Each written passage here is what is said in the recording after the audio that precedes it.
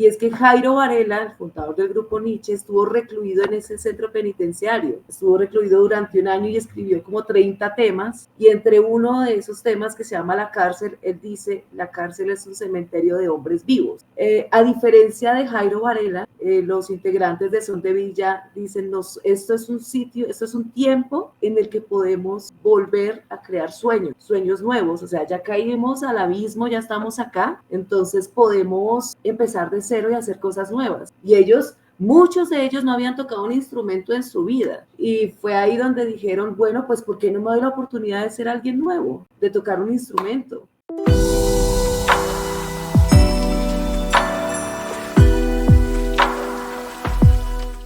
Hola, bienvenidos a Somos Historias, el programa de Casa Macondo, en el que nos encontramos los periodistas de la casa, los editores, a hablar de las historias de esta casa periodística. Hoy tengo caras nuevas y estoy muy contenta porque voy renovando mi repertorio de invitados. Estoy con Diana Pachón, Diana María Pachón y Santiago Wills. Ellos son protagonistas esta semana de la casa y queremos conversar de varios temas. Tenemos algunos en remojo, pero vamos a ver si los alcanzamos a desarrollar todos. Santiago, Diana, ¿cómo están? Hola, ¿cómo Bien, Cata, están? gracias. También bueno bienvenidos y espero también acompañarlos con mayor periodicidad. Sí, no nos habíamos cruzado tú y yo por aquí. No, realmente no. Pero me alegra mucho poder compartir con ustedes y pues con las personas que nos estén viendo y escuchando. Mi compañera del poder de las mujeres en Casa Macondo. Claro que sí. Quiero empezar conversando con ustedes de una de las historias de esta semana y es de Santiago Wills. Santiago nos tiene acostumbrados desde muy de los principios de Casa Macondo a sus cartas cruzadas. Este trabajo, esta escritura por correspondencia epistolar que él entabla con diversos personajes de la literatura, del periodismo, y que pueden consultar en Casa Macondo el histórico de estas cartas, y esta vez tenemos una nueva correspondencia, en esta oportunidad con Aura García Junco, de quien decía antes de entrar al aire que tiene un nombre que me encanta, que en una sola persona se unen el Aura y el Junco. Qué bonito. Decía que hay personas que nacen con nombre de escritores. Y creo que eso es como un sino, algo así, como que desde que los bautizan. Entonces, Santiago, cuéntanos de esta nueva experiencia de correspondencia, de cartas cruzadas, y háblanos de ella y de su libro. Sí, bueno, desde hace rato, casi que desde que comenzó la casa, empezamos un poquito con el tema de cartas cruzadas, que me acuerdo que el primer ejercicio como similar que había visto era en Cuadernos Hispanoamericanos, que Valerie Miles coordina algo similar. Ella le pide como a dos escritores y ella hace como de moderadora de la correspondencia. Y acá decimos, no, pues hagamos, inicialmente la primera fue con Christopher, se acaba de morir Cormac McCarthy, y empezamos como a escribirnos sobre el tema y pues salió algo muy bonito, y creo que pues de ahí surgió como la idea de, bueno, ¿por qué no empezamos a hacer esto con escritores, con periodistas? Sí, o sea, artistas, cada vez es como más amplia como la gama, porque, y pues lo lindo es que es un ejercicio que es pausado, acá lo van a poder ver los que lean las cartas con Aura, duramos casi un mes y pico en el tema, y eso da como, o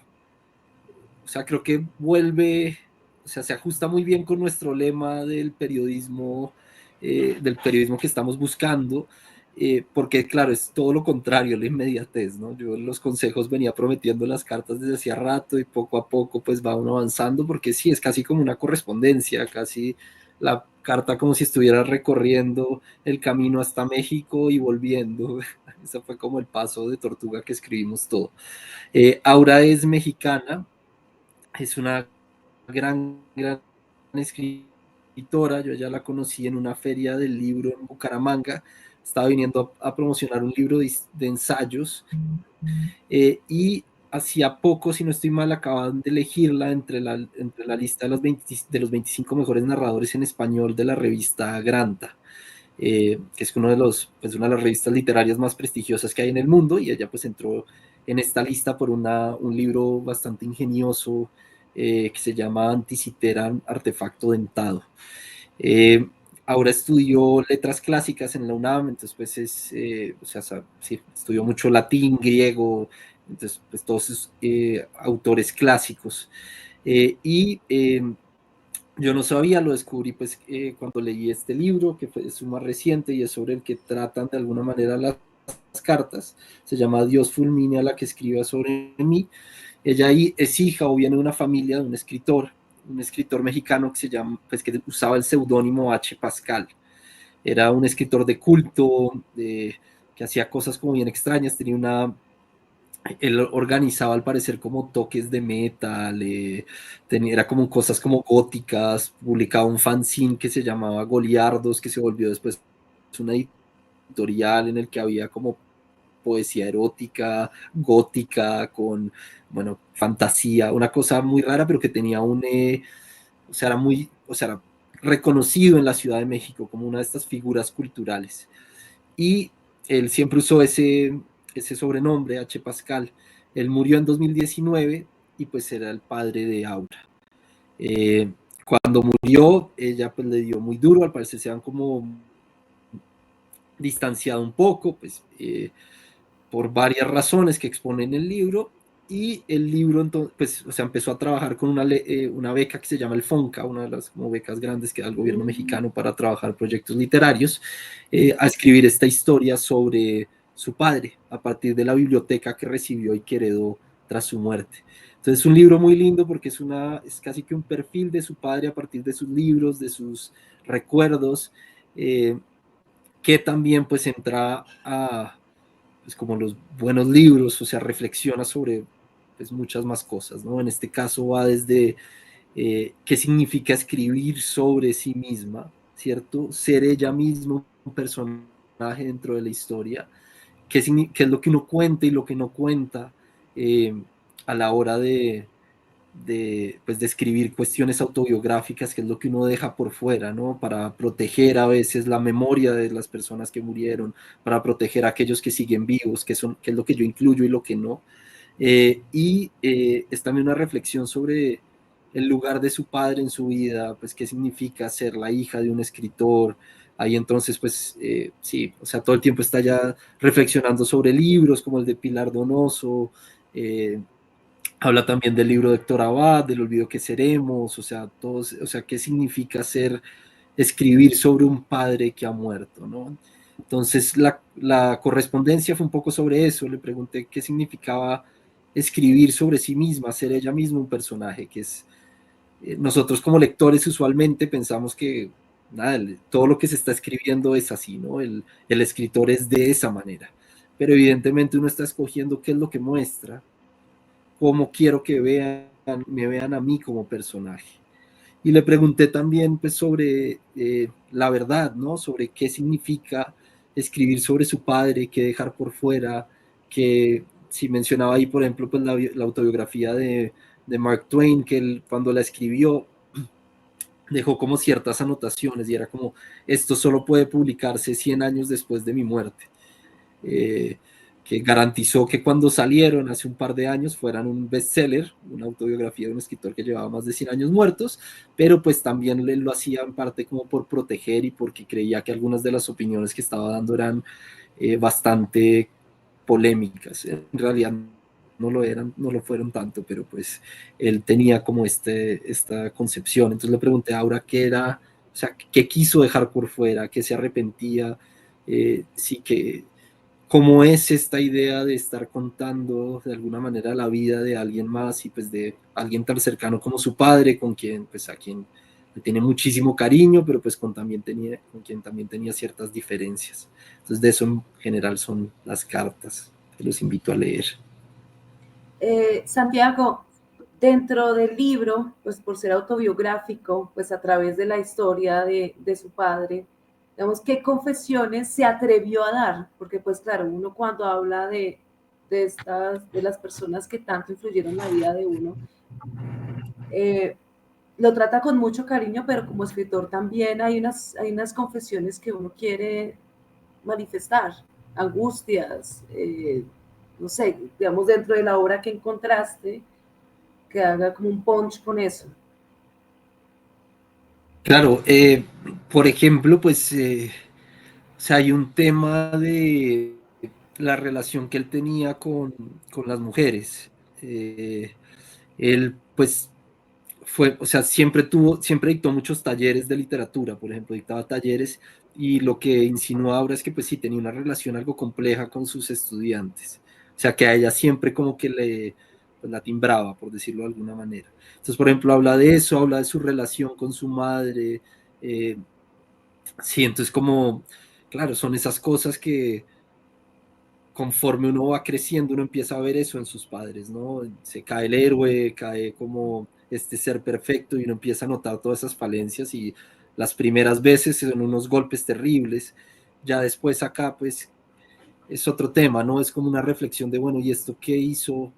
O sea, ¿cómo me cambió a mí? ¿Cierto? Y sobre todo, pues, ¿cómo la cambió ella como escritora? Que otra cosa que yo le comentaba y es que no es muy, o sea, ella pertenece como a un conjunto bastante pequeño de hijos de o hijas de escritores, ¿no? O sea, que la familia incluye escritores, no sé, están las hermanas Bronte, está Kingsley Amis y Martin Amis, pero bueno, no es usual y ahí entran como unas dinámicas que no tenemos la mayoría de las personas, ni siquiera las que escribimos.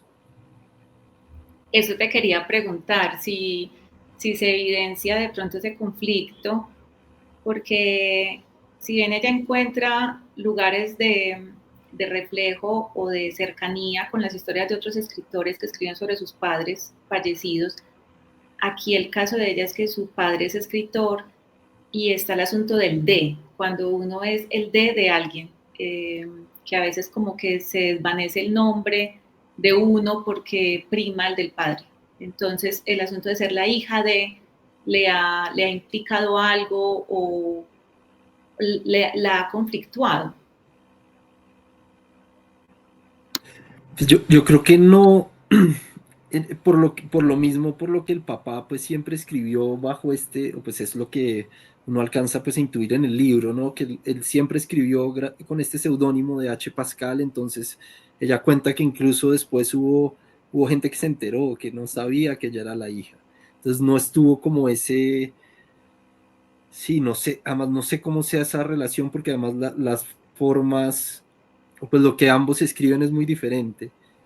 Eh, sí que no pasa, digamos, lo que pasaba con Martin Amis y Kingsley Amis, ¿no? Que dos grandes escritores ingleses que uno sí notaba como que había como cierta rivalidad y competencia, pues que es casi que parte de lo que implica la escritura, pero pues ahí estaba como muy latente, ¿no?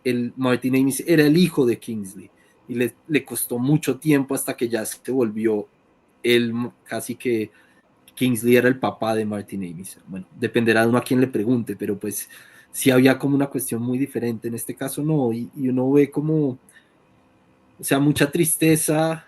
El libro es muy lindo por eso, hay mucha tristeza, hay mucho cariño, hay mucha, o sea, uno alcanza a notar como cierta, pues no se nota mucho ese dolor de la pérdida, como de ese arrepentimiento a veces de cosas que quedaron sin decirse, otras que se dijeron, pero es una reflexión muy linda sobre la escritura, la paternidad acá, pues que ser hija de un escritor pues de cierto tiempo, con ciertas ideas, eh, y sí, cómo lidiar con eso, ¿no? Cómo lidiar con esa pérdida y hacer arte a partir de eso. Sí, también iba mi idea de lo del conflicto de ser la hija de, no tanto hacia la afuera de quien te reconoce como, y pues que pasa mucho, es como que esperan de ti o más o empiezan a comparar los estilos con el familiar, sino también hacia adentro de cómo una persona se va a distanciar de, de esa parte de la sangre para ser un individuo solo, con sus propias características. No, no debe ser fácil en ninguno de los casos, como esos pesos grandes dentro de la familia, lo que tú decías, pues no, aquí por ejemplo no nos ha pasado, pero, pero siempre tener ese referente ahí no debe ser sencillo de manejar. Yo quisiera, Santiago, que nos, hablando de este trabajo tuyo con las cartas cruzadas, meternos un poquito ahí a cómo lo logras, o sea, Perdón, desde... Di, quería hacer un paréntesis con respecto al tema de ser dale. hijo de, digamos, para cerrar ese paréntesis. Y es que, digamos, lo que he notado en la historia es que si el hombre tiene unos hijos, los hijos son la sombra de ese padre. Pero en otros casos, cuando la madre es loable, no se le ve ese valor en los hijos. O sea, para hacerme entender, digamos, con un ejemplo, está la escritora Teresa Martínez de Varela, la escritora chocuana muy importante. O sea, es más, no ha recibido el reconocimiento que merece. Su hijo es Jairo Varela, el fundador del grupo Nietzsche. O sea, nadie le dijo a Jairo Varela, oiga, pero usted es el hijo de Teresa Martínez de Varela. Nadie. En cambio, el grande fue Jairo Varela. Entonces también hay que mirar ejemplos donde la mujer sea la madre de esos escritores y digamos, si hay un tipo ¿cómo les diría?, de pensamiento, o si se juzga de acuerdo a quién es la mamá, porque vamos, en este caso de Teresa Martínez con Jairo Varela nunca existió, quizá por ser mujer, quizá por ser negra, quizá por ser la época en la que vivió esta escritora. Entonces aquí cierro ese paréntesis. Pero sí, está muy interesante lanzar esa inquietud de dónde está la madre de y el hijo de una mujer. O sea, es como cada cuánto podemos encontrarnos esa relación nombrada desde ese punto. Retomo entonces la pregunta, Santiago, era, ¿cómo llega a ti la idea? O sea, ¿dónde encuentras el personaje? Aquí dijiste, la conociste en una feria del libro. O sea, es un asunto de la casualidad, de los encuentros y cómo lo abordas. O sea, porque pues uno no de la nada no le envía un correo a alguien o sea, tiene que haber cómo haces para iniciar ese diálogo y decir, oye, te propongo que nos escribamos cartas. Yo siempre he fracasado en mis intentos de hacer cartas cruzadas. Primero porque o desisto o soy muy inconstante y qué pena dejaba a la gente con sus cartas escritas, pero uno o sea, como desde el método fallido mío, cuéntame a ver si me funciona algún día, cómo empieza uno, te invito a que a que nos escribamos. Y pues no, nace, pues este fue como por un encuentro, pero pues no, claro, sigue de alguna manera, más que todo tiene que ver como con los intereses que tenga pues el que inicie la correspondencia, ¿no? Entonces, pues empezamos, como decía antes, con esta primera con Christopher, porque los dos pues teníamos un cariño grande por Cormac McCarthy y queríamos como hablar sobre ello, ¿no? Conversar, pero no pues como frente a frente, sino pues a través de esta forma que se siente quizás erróneamente más literaria. Eh, pero no, después ya venía, no sé, a mí yo quería hablar, pues quería conversar con Leila Guerriero sobre un libro que ella acaba de escribir que se llamaba La dificultad del fantasma, que era sobre Capote. Yo estaba leyendo también y escribiendo cosas sobre Capote, entonces quería saber más, entonces le escribí, le propuse y le mostré como el ejemplo y a partir de ahí pues funciona es como así, o sea, ¿quién me interesa? No sé, quería hablar con Gabriela Cabezón Cámara, esta gran escritora argentina que ganó el Sor Juana Inés de la Cruz hace poco. Entonces pues pedí en la editorial su correo y le escribí un mail introductorio explicándole sobre qué me gustaría pues que nos escribiéramos y pues un poco cómo es el funcionamiento, que creo que también parte de lo que es muy atractivo para, sobre todo pues como personas que viven muy ocupadas, es eso, que no hay una premura, ¿cierto? No hay como que estar todo el tiempo corriendo y es como necesito una hora que estés acá concentrada, no, sino que cuando tengas tiempo, lo hacemos. Con Leila me acuerdo, o sea, fueron meses y meses, pues porque Leila vive muy ocupada, pues ella está haciendo cosas todo el tiempo. Entonces, pues era como cuando ella encontraba un espacio y pues yo usualmente me demoro menos, que soy menos ocupado y pues uno va como respondiendo y es muy lindo porque sí es, o sea, incluso hay veces que uno nota pequeños desencuentros en una carta, entonces uno trata como de soliviantarlos de alguna manera como en la siguiente y va así, entonces si uno va notando como tensiones a veces que todo está como muy bien por las preguntas que uno hace, a veces uno hace una pregunta que a la otra persona se nota que no le gustó mucho, entonces en la carta siguiente uno trata como de sí, de aliviarlo de alguna manera, o no, pues dependiendo de lo que uno esté buscando, pero sí, es un ejercicio que a mí me gusta mucho, ha sido como de estos formatos que me gustan por su lentitud, por su trabajo, y por sí, por la posibilidad de hablar con gente a quien admiro de otra manera, pues a la usual. Y es un trabajo muy bonito. Y lo que nos cuentas es que no tiene que ser precisamente alguien cercano, o sea, y también ahí uno ve el valor del periodismo de cuando uno quiere encontrar una fuente o pues uno no le habla solamente a los amigos o a los conocidos, uno tiene que llegar a donde gente que nunca la había tratado, mira lo que hiciste, o sea, pediste un correo en la editorial, o sea, le llegó un correo de un tal Santiago, con quien se había cruzado, pues, o de alguna manera, pues, han tenido cierta, en el caso de Gabriela, no, o sí. Gabriela no, con Gabriela creo que no. Sí, no, yo había leído su libro y pues me pareció increíble, entonces pues por eso fue como que surgió el deseo, pero sí, no, con Leila sí nos habíamos cruzado varias veces. Pero eso lo hace muy interesante porque es como el riesgo, o sea, es como yo voy a tocar una puerta a ver si alguien me abre. Y es como realmente quiero conocer a esa persona porque, o sea, eso es lo que nos ha dado menos mal las nuevas tecnologías, o sea, la nueva forma de conocer a la gente. Quiero llegar a ese ser que no me lo cruce por la calle o que no me lo presente, sino que pueda acceder a colegas, a personas que admiro a través de diferentes plataformas. Y también como ir muy puntual, mira, quiero hablar contigo de esto, soy esta persona. Y entonces empieza ese vínculo a partir de la literatura, pero siempre se vuelve muy personal, porque pues es a través de la escritura y a través de confesiones, a través de cartas, una relación epistolar, en donde también tú sueltas y la persona suelta, no solamente que tú preguntes porque no es periodístico, sino a través de cartas. Entonces supongo que, no sé, o sea, como que se me ocurre que en ese buscar de ella o de saber o de conocer el vínculo con su padre, tú también confiesas cosas de ti, de tu vínculo también de tus vínculos familiares, digamos, para que esa relación epistolar sea de lado y lado.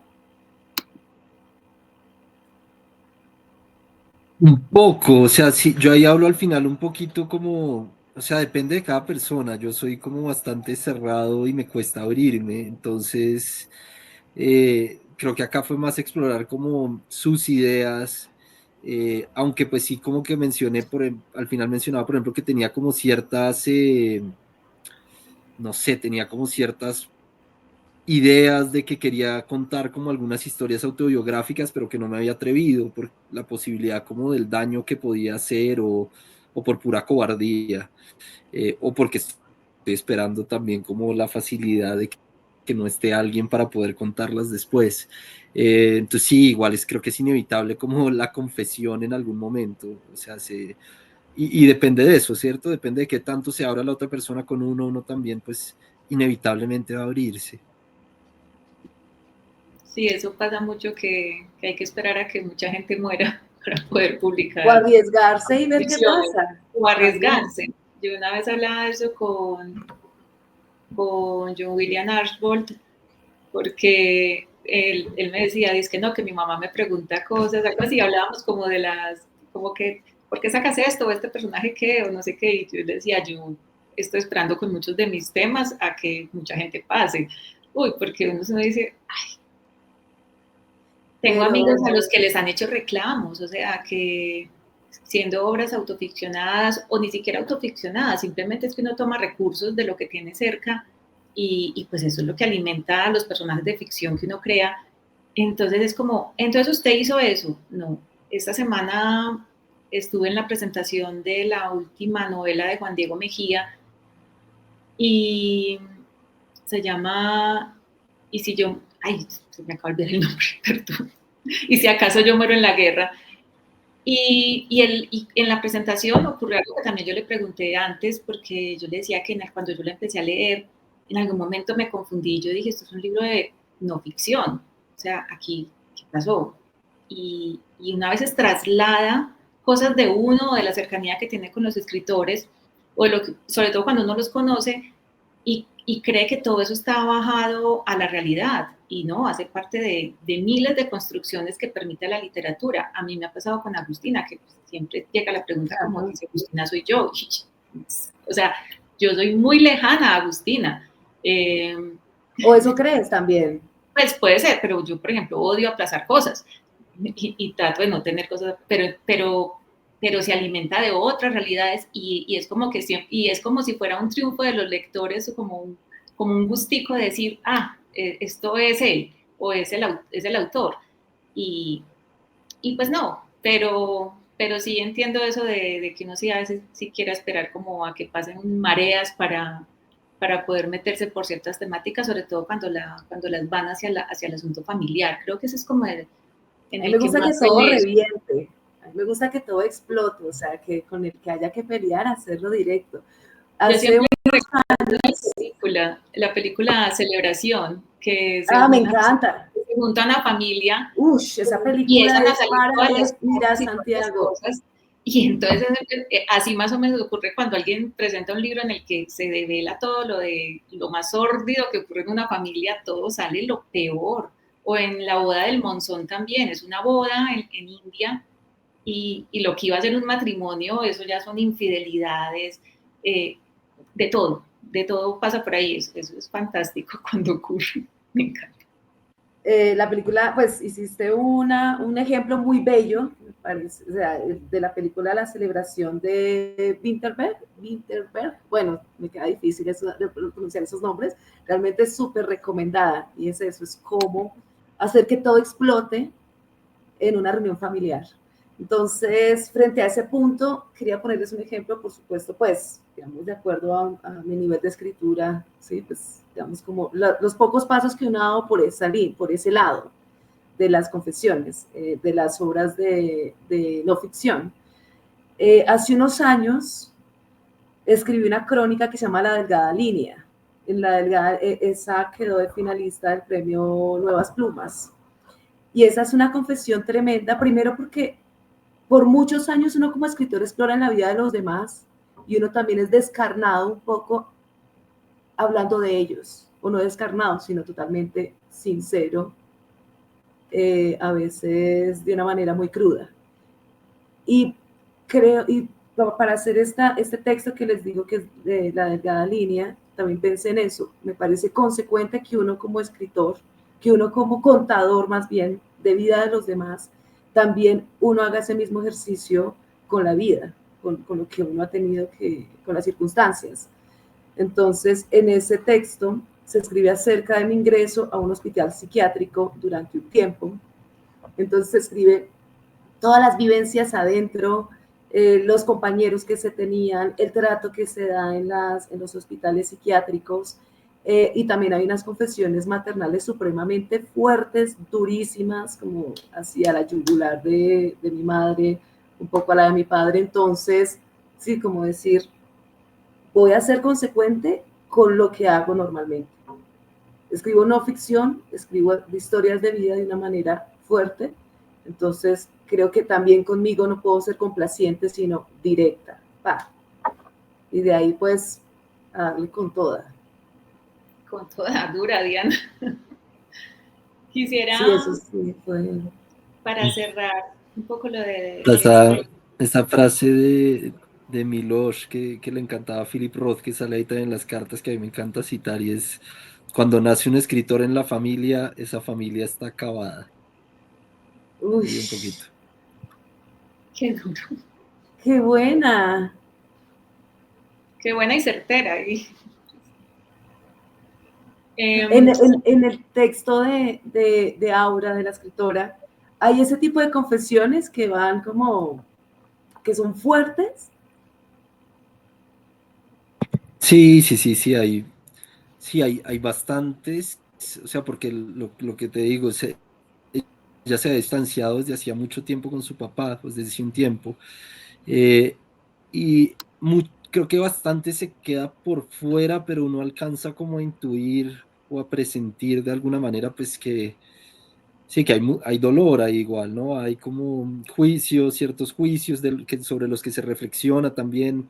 No, eso es lo que hace que el libro sea tan bueno, ¿no? Porque, o sea, sí hay mucho matiz, no es como en ningún momento el héroe, ni tampoco el villano, ni... No, es la exploración de la persona, no a fondo, pues porque también es un ejercicio literario, también de ensayo sobre literatura, pero pues de cualquier manera, pues sí es una suerte de retrato de su padre, y eso pues como está bien hecho, incluye luces y sombras claramente. Que ahorita que estaba pensando en eso, pues terminé hace poco, bueno, no hace poco, hace un tiempo, este libro que lo tenía acá al lado de Leila Guerriero, La llamada, y creo que toca todos esos temas, sobre todo pues como esa labor del periodismo, eh, sí, esta idea que rescataba en algún momento Janet Malcolm de que cualquier periodista con dos dedos de frente sabe que lo que está haciendo es inmoral. Eh, y pues ella exageraba, ¿cierto? Pero pues sí hay una cuestión ahí, ¿no? De esa búsqueda de información y lo que implica, y en este caso de la llamada es brutal, o sea, lo hace uno repensarse muchísimas cosas y pues en el momento hizo a Leila repensarse todas esas cosas y uno ahí, no, tremendo, es un libro, sí, creo que de lo mejor que he leído en los últimos años por mucho. Genial. Voy a empezar a dejarles a quienes nos ven aquí abajo en los comentarios y donde está la descripción del episodio, voy a ir dejando los libros que mencionamos, perdón, y las frases que ha mencionado Santiago se las voy a copiar para que las tengan ahí, porque esas dos que nos dejaste hoy están muy buenas.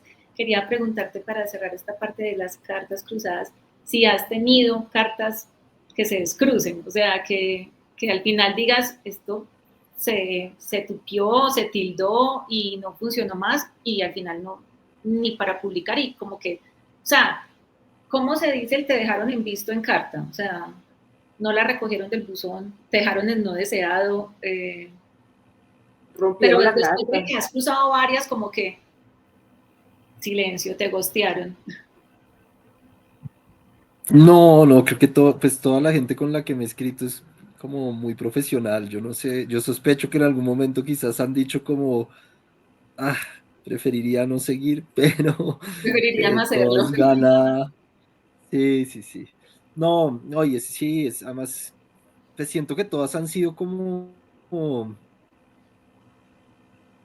espero más bien, que han sido entretenidas pues para los dos. O sea, no solo para mí, sino, o sea, que no solo he disfrutado yo escribiéndolas, sino que también mis interlocutoras, que la mayoría han sido interlocutoras, pues, también pues lo han disfrutado. Entonces, sí, no, por ahora no. Ha habido cartas y que le he propuesto a personas y que no avanzan, pues como que me dicen, sí, de una, y mando el primer correo y después como no, estoy muy ocupado, lo que sea. Entonces ahí sí ya es otro tema. Pero que hayan empezado y después como que se corten, afortunadamente por ahora no ha pasado. Que después sea como saludos cordiales y ya no más. Bueno, tenemos ahí estas cartas cruzadas de Santiago Wills con Aura García Junco, la escritora, y se las está publicada en Casa Macondo y la pueden encontrar ahí. Y ahí está el libro, porque no solamente es leer las cartas cruzadas, sino antojarse obviamente de la obra de Aura García Junco. Y esta semana, siguiendo el viaje polifónico que hemos empezado por 5 lugares de Colombia, el turno le tocó a Diana María Pacheco. Y Diana se fue a hacer una historia de una orquesta, una agrupación musical que se llama Son de Villa. Son, y ella lo explica en su crónica, por qué son y es son. Exactamente. Yo no les voy a contar de dónde son porque no creo que me corresponda a mí hacerlo, porque la que trajo esta historia, la que se fue hasta ese lugar en Cali, fue Diana, y quiero que ella les hable de Son de Villa y de sus integrantes. Gracias, Cata. También, bueno, lo primero es que normalmente siempre elaboro historias que tengan, no sé, conflicto armado, que sea la denuncia de una situación social, política, etcétera, etcétera. En este caso, como algo extraño, escribí una historia positiva, una historia que es esperanzadora, pero pues con una tridimensionalidad muy chévere, que es una agrupación musical de reclusos del Centro Penitenciario de Villahermosa en Cali. Entonces, en esta cárcel se encuentran 8 integrantes que cantan salsa, tocan salsa, en la capital mundial de la salsa, donde uno encuentra músicos debajo de las piedras, o sea, y pues el talento es impresionante. Entonces, siguiendo con el grupo, se llama Son de Villa. ¿Por qué se llama Son de Villa? Como decía Cata. Porque son de Villahermosa, pertenecen a Villahermosa, el centro penitenciario de Villahermosa, y también son por esta cuestión musical de los sones, del ritmo.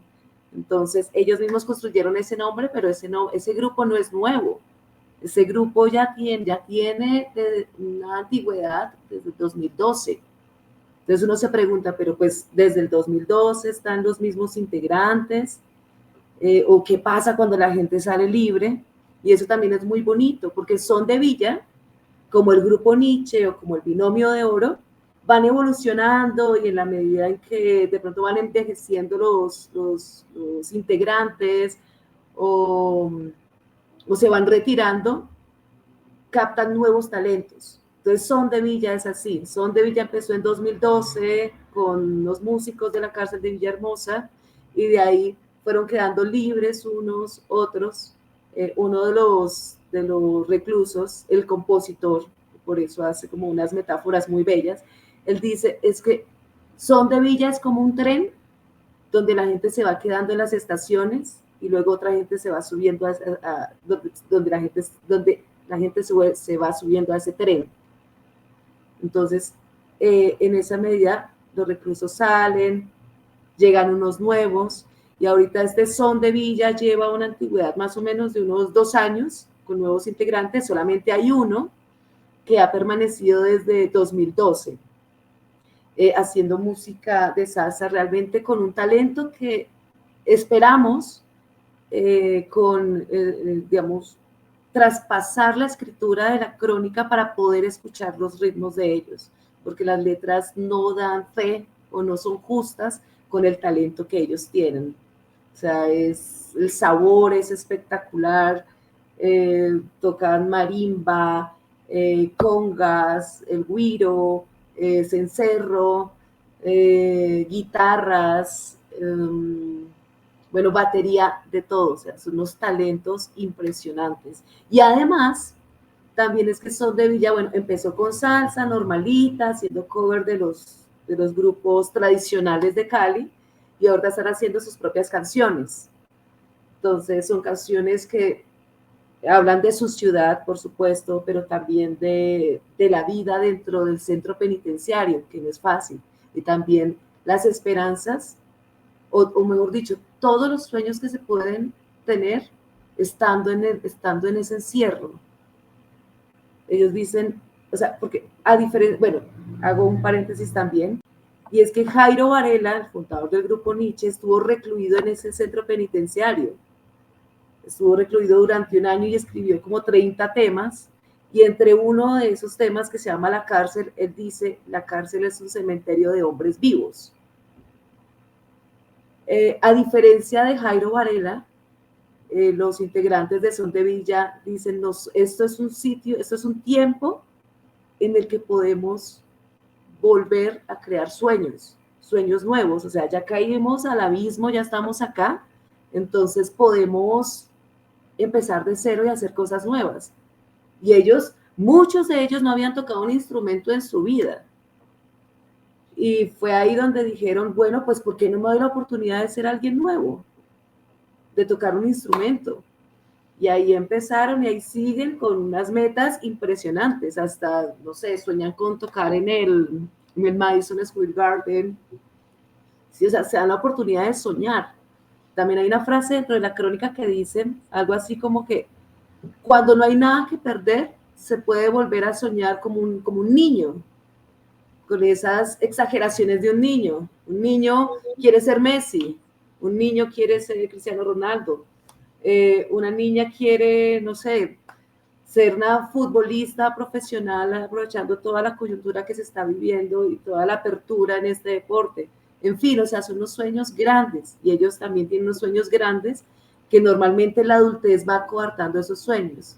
Entonces, como volver a empezar de cero desde un lugar donde no tienen nada que perder y de lo contrario tienen es que mirar hacia adelante.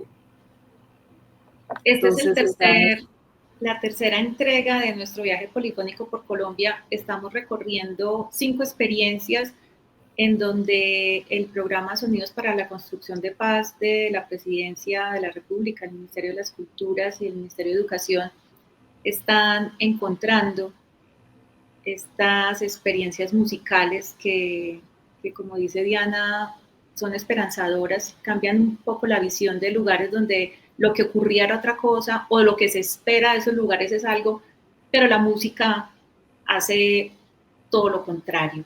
Y acá yo estaba recordando que lo leí en un libro que, sobre las cárceles, pues, y justamente en ese libro hablan mucho de la cárcel de Villahermosa.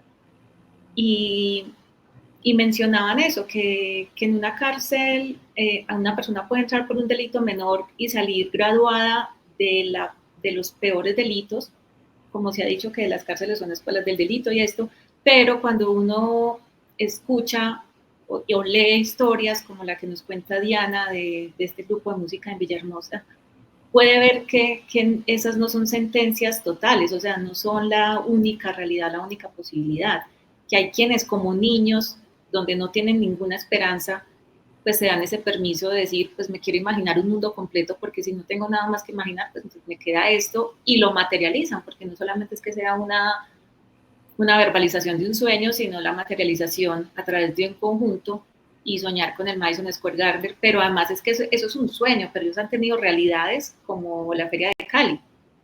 Claro que sí. Esta nueva generación de Son de Villa no ha podido participar de este evento, pues que es como la corona de los músicos de salsa. Pero en el 2012, sí, el grupo Son de Villa estuvo como telonero de Nietzsche y Guayacán. Eso fue una gran alegría para, pues imagínense eso, sobre todo para el vocalista, que el vocalista dentro de esta generación sí estuvo en esa oportunidad. Y eso fue una reconciliación con su familia. O sea, primero pues hacia afuera es el éxito y poder estar en la Feria de Cali, poner a bailar a los turistas, al caleño, pues es fantástico estar al lado de Nietzsche, Guayacán, pero también es una reconciliación con su familia.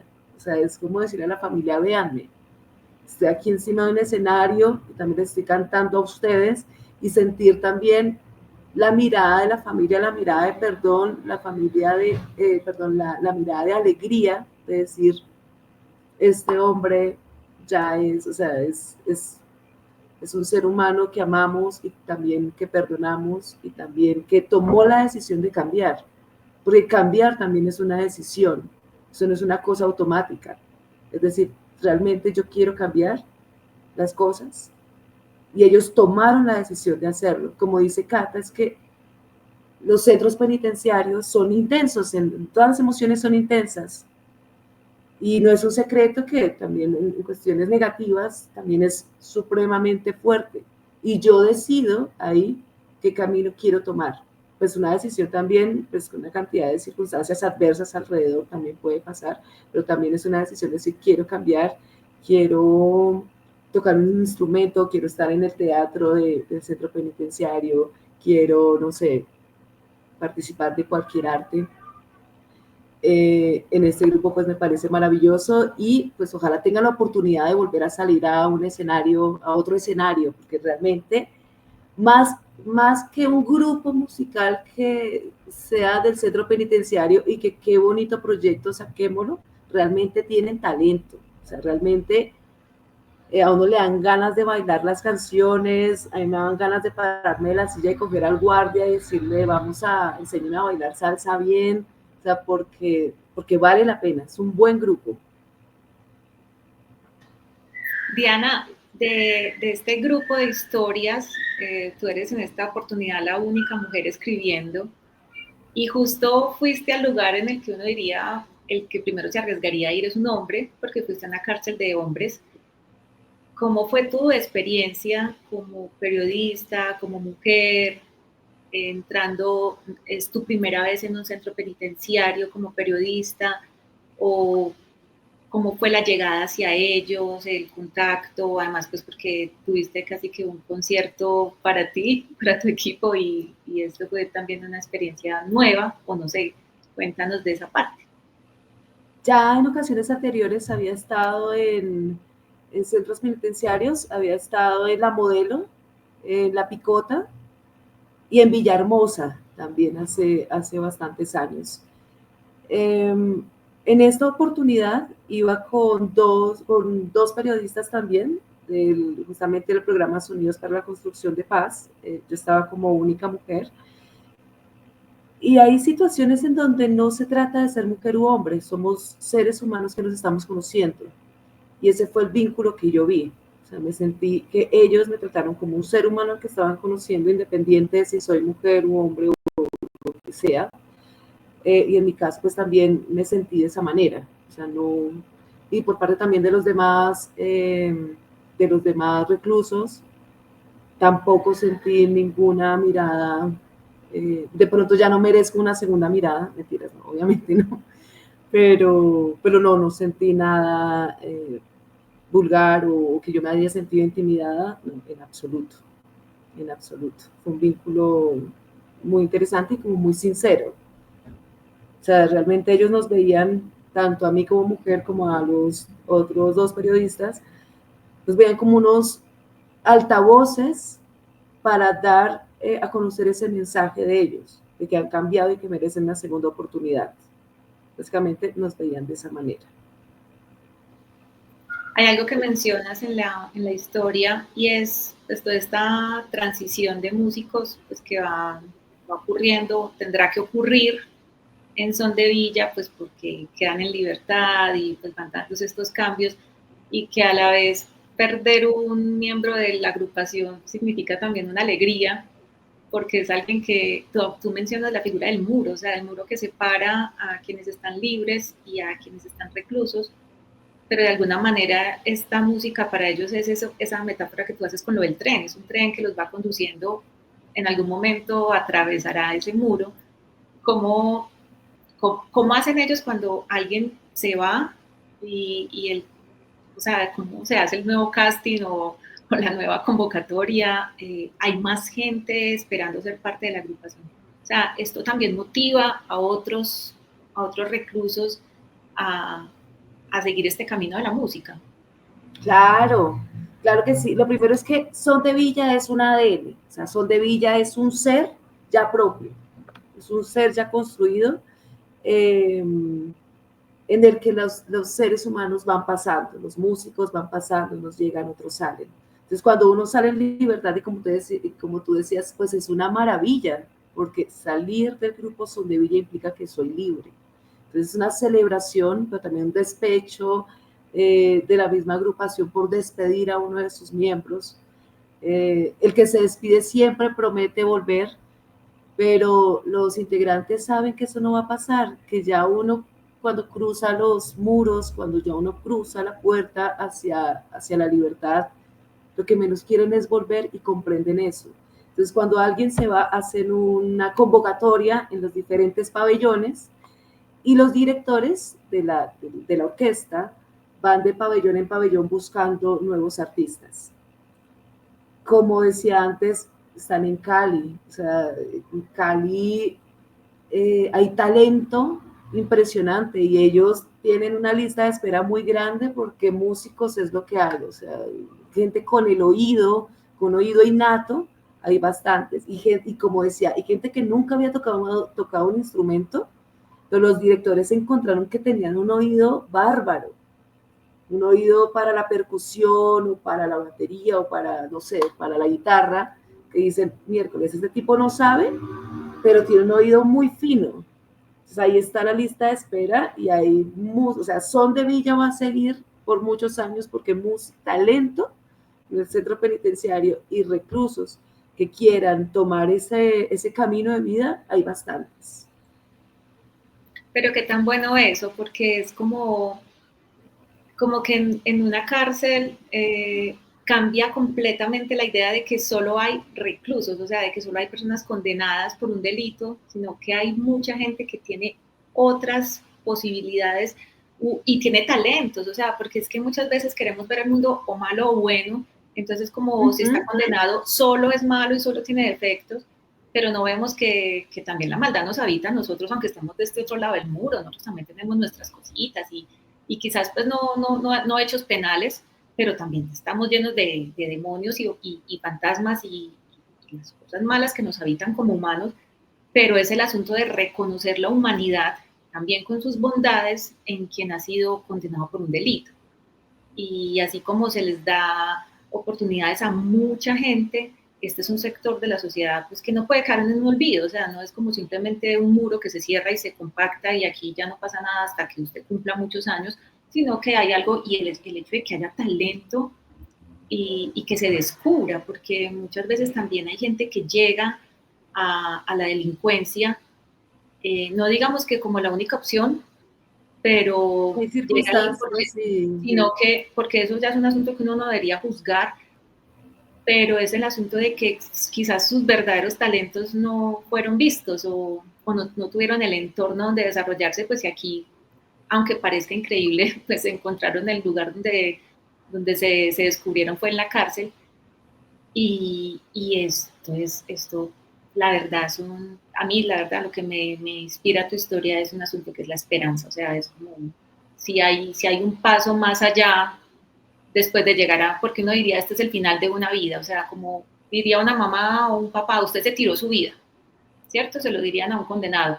Y no, mira que sí había otra posibilidad, o sea, y hay muchos programas que se desarrollan en cárceles, muchos programas sociales que han mostrado esto, que simplemente faltaba que alguien los oyera, y sobre todo en esta historia tuya, lo que había faltado era que alguien los oyera y sintiera que tenían algo ahí para el ser humano no es de buenos y malos, o sea, es que el problema que tenemos también es poner a las personas en casillas. Cárcel, gente mala, iglesia, gente buena, qué sé yo. O sea, pero siempre tenemos una imagen peor, o sea, peor aún. O sea, tenemos que hablar de lugares grises, porque en los centros penitenciarios hay seres humanos con toda la tridimensionalidad que tienen los seres humanos. Y toda la tridimensionalidad implica una cantidad de actos y de decisiones que no son fáciles de catalogar como está bien o está mal, porque también hay que mirar las circunstancias propias. Y pues también como hemos visto acá en Casa Macondo, que se ha denunciado en muchas ocasiones, también dentro de la iglesia encontramos unos seres que son totalmente bárbaros, deplorables, que también, o sea, merecen un castigo. Entonces por eso uno tiene que tener una mente abierta para decir, bueno, las cuestiones no son tan blancas y tan oscuras como las pintan, sino tenemos que mirar todo de acuerdo a las particularidades. De acuerdo. Diana, ¿ellos tienen su música en alguna plataforma? Para ver si dejamos de pronto aquí abajo un enlace para que el Spotify o alguna... Eso sería muy chévere. O sea, porque es bueno que les den más repercusión. O sea, tiene que, si ellos vieron en ustedes tres que estaban de visita un altavoz, pues que esto sirva todavía de más plataforma para que mucha gente los oiga y quizás hasta lleguen a escucharlos desde ya, gente que esté en el Madison Square Garden y sea alguna forma de ir llegando a ese lugar que tanto anhelan. Claro que sí, hay 3 temas en YouTube que por supuesto podemos compartir en los links que acompaña este consejo en vivo. Claro que sí. Y yo no quiero que nos vayamos hoy sin mencionar, pues no pudieron llegar a acompañarnos Juan Pablo y Christopher, pero esta semana tuvimos historia de otro triunfo en la Corte Constitucional, esta vez con Christopher Tiber, que es nuestro editor general. Y bueno, quería que ellos estuvieran para que, pues Christopher, para que nos contara su experiencia, y también con Juan Pablo, que ha trasegado también este camino. Les cuento que es digamos, como la certificación, la ratificación de la Corte Constitucional frente al derecho de acceso a la información. Cuando este derecho que tenemos los periodistas y las personas de acceder a la información se ve obstaculizado por la fuente a la que se le exige una información o se le pide, digamos que se le exige, se le pide, se le pregunta, y pues esto ya llega a instancias de, pues pasa por el derecho de petición, luego por la tutela, y de alguna manera la Corte se ha interesado en estos casos en los que Juan Pablo y Christopher, en medio de sus investigaciones, han tenido que enviar centenares, yo creo que esto ya va por los miles de derechos de petición.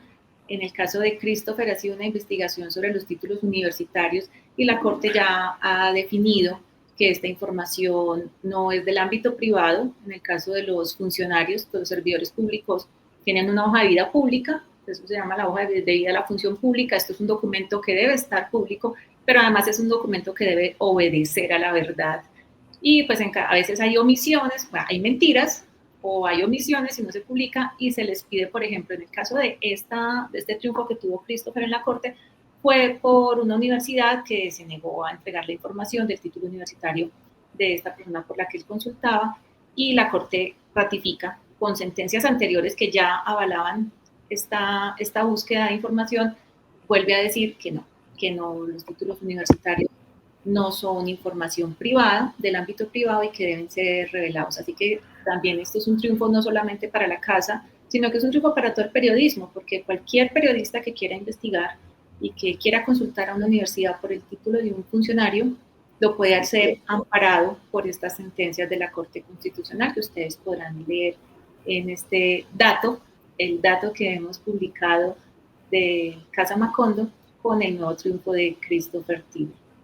Y bueno, como estábamos hablando del viaje de Diana a Villahermosa, a la cárcel, pues yo les voy a dejar la promesa de nuestra próxima parada de este viaje polifónico por Colombia, porque aquí está Santiago, pero no les vamos a contar todavía ni les vamos a anunciar, pero para que sepan que viene crónica de Santiago también en estas experiencias musicales del programa Sonidos para la Construcción de Paz. Yo les quiero agradecer por haberme acompañado hoy en este Somos Historias, y que vuelvan pronto, porque ustedes están muy escasos. Bueno, Santiago no tanto, más escasos. Me comprometo a ser más participativa, por supuesto. Yo me los voy trayendo para acá, y para que hablemos no solo de las historias, sino de otros temas que nos queramos aquí poner a conversar, sino que es que siempre se nos alarga mucho. Les voy a dejar mucha información aquí en la descripción. Recuerden que ahí está el enlace a nuestra Baki. Muchas gracias a quienes nos han dado sus donaciones, que han apoyado nuestro periodismo que hacemos sin afán, con mucho cuidado. Y ahí está el enlace, también está en el sitio web. Y lo más importante, como siempre les digo, el mayor apoyo es que lean nuestras historias y que nos acompañen cada semana con las historias que publicamos. Santiago, Diana, mil gracias por estar en Somos Historias, y nos vemos. Gracias por la invitación, y bueno, ahí también nos estamos viendo.